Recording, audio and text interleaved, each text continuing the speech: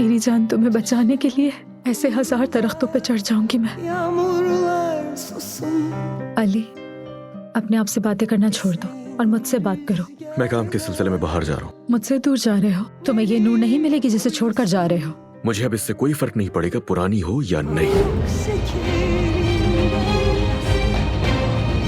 ये है हमारा वो कौसान फार्म हाउस जिसके बारे में सबको तजस्सुस है। इसको ज्यादा सर पे मत चढ़ाना, क्योंकि हमारे लिए यहाँ अली कोजान और उसकी बीवी जरूरी है। ठीक है।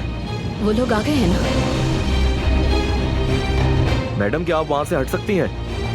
ये कैसा इंसाफ है कुदरत का। कल ही तुमने अपना बच्चा खो दिया और आज तुम्हारा शौहर अपनी साहब बीवी के साथ हाथों में हाथ डालकर रोमांटिक पिक्चर्स खिंचवा रहा है। देखो, इससे तुम्हारा कोई ताल्लुक नहीं है, इसीलिए चुप रहो, समझ गए? यकीन नहीं आ रहा कि तुम ऐसा कर सकते हो। ये मोहब्बत बदुआ बन गई है।